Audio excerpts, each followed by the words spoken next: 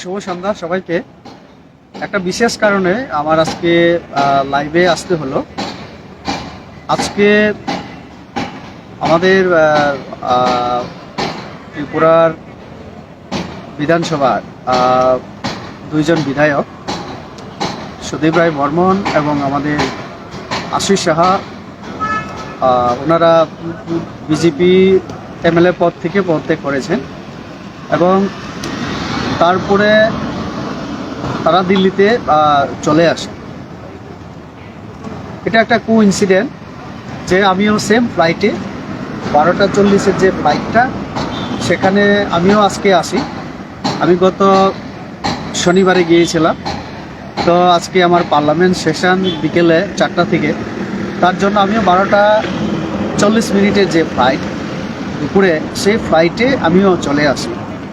আমি যখন বিএপি লাউঞ্জে গিয়ে আমি দেখলাম সেখানে আমাদের সুদীপ রায় বর্মন এবং আমাদের আশিস শাহ মহোদয়রা, সাথে আরও কয়েকজন ছিলেন। তাদের সঙ্গে আমার সাক্ষাৎ হয়। যেহেতু একসঙ্গে আমরা পার্টি করেছি, কাজ করেছি, তো একে অপরকে আমরা জানি। তো তারা আমাকে বললেন যে একসঙ্গে চা খাওয়ার জন্য।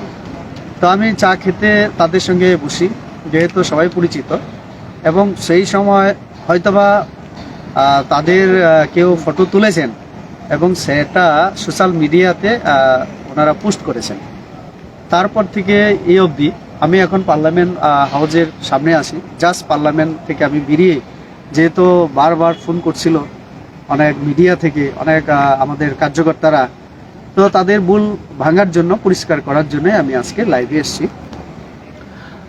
আমি বিজেপিতে জয়েন করেছি 2014 সনে। সেই সময় আমার পার্টি যারা নেতৃত্ব, তাদেরকে আমি পরিষ্কার বলেছিলাম একদম মিনিমাম আমি 20 থেকে 25 বছর বিজেপিতে কাজ করব। আমার বিজেপিতে 14 পর আজকে পর্যন্ত আমি যদি হিসাব করি 5-6 বছরের বেশি হয়নি, এবং আমি একটা ভালো পদে আছি। পার্টি এবং সরকারি পোস্টে আমি সাংসদ হিসেবে কাজ করছি। পার্টি আমাকে একটা মোর্চার বড় দায়িত্ব দিয়েছে, সেটাও আমি পালন করছি।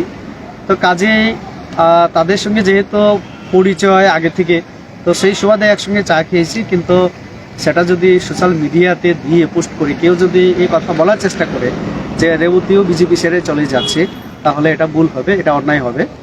আমি সমস্ত রাজ্যবাসীর কাছে আমি এই কথা বলতে চাই, আমি বিজেপিতে আছি, বিজেপিতেই থাকবো এবং বিজেপিতে কাজ করব। আগামী দিনে বিজেপি পার্টির তরফ থেকে যে ভূমিকা, কাজ আমাকে দেওয়া হবে, আমি সেটা পূরণ করার, কাজ করার চেষ্টা করব। কাজে অন্য দলে যাওয়ার কোনো প্রশ্নই ওঠে না। 2023 নির্বাচন নিয়ে আমার কয়েকদিন আগেও মুখ্যমন্ত্রীর সাথে আমাদের পার্টির সমস্ত কার্যকর্তার নেতৃত্বদের সঙ্গে আমার কথা হয়েছে। কাজে আমরা 2023 নিয়ে ভাবছি, অন্য কোথাও যাওয়ার কোনো প্রশ্নও ওঠে না, আর সম্ভাবনাও নেই। সবাইকে অনেক অনেক ধন্যবাদ। নমস্কার।